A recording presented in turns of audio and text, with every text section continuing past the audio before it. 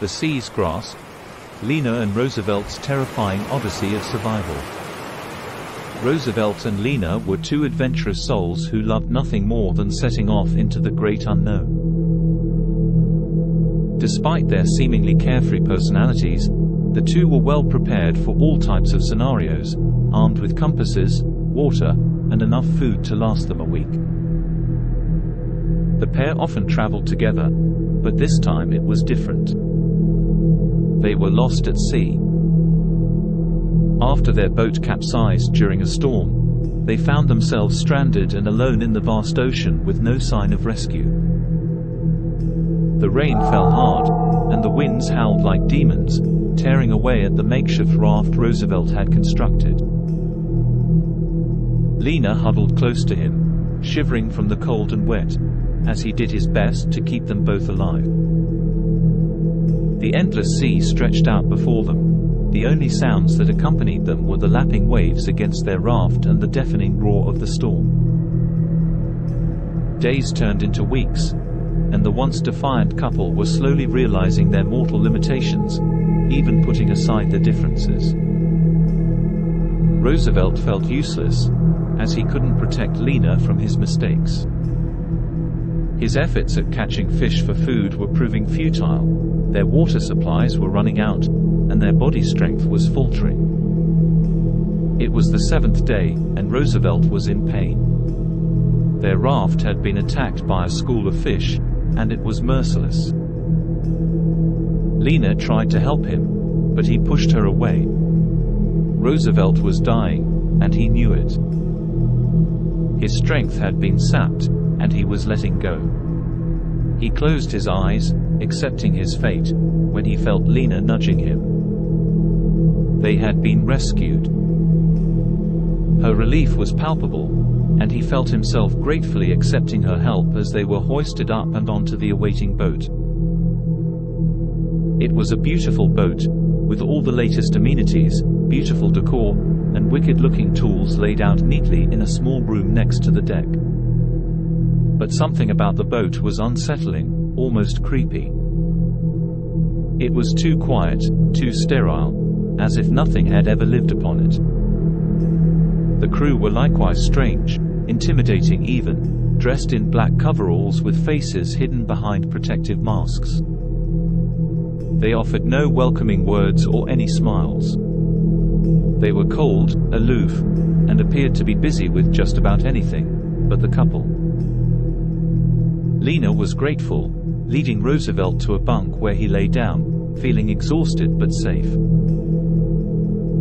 He closed his eyes, went to sleep, and then he dreamed. He dreamed of something dark, and he couldn't shake off the feeling of being watched.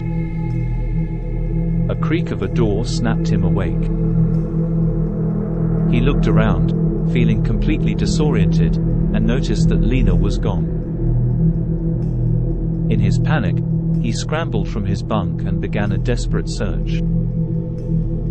The boat seemed endless, and it was swathed in darkness. It was an eerie silence that greeted him, except for the creaks of ropes and parts moving against each other.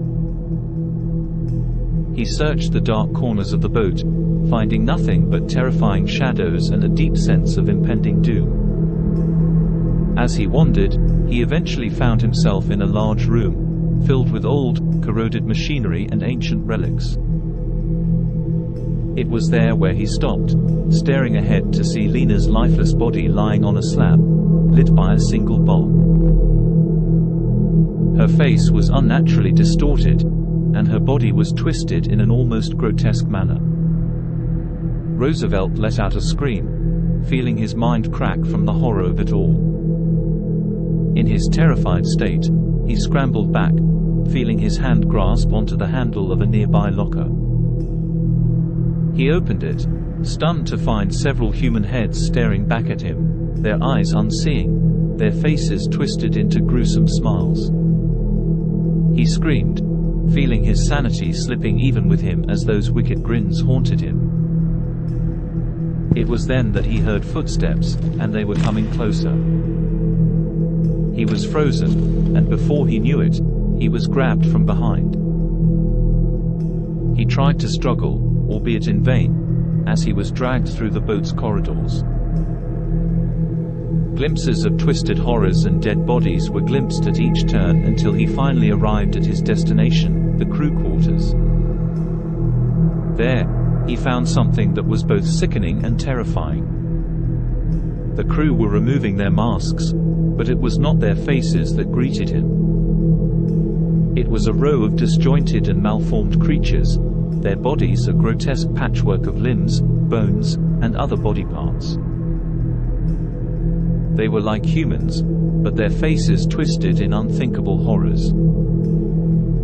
Some had eyes that were stuck in a permanent stare downwards, while others had jaws that opened so wide that they swallowed their own heads. Their movements were rickety, and they walked in like fashion, clicking their jaws as they spoke in raspy voices. Roosevelt didn't waste time, as he mustered what strength he had left for a futile attempt at escaping.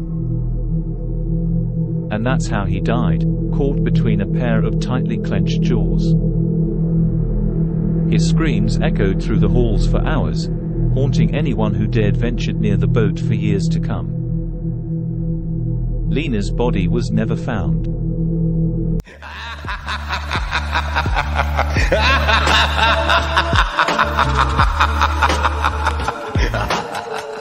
Thanks for watching. If you enjoyed the video, leave a like and tell us what you think in the comments.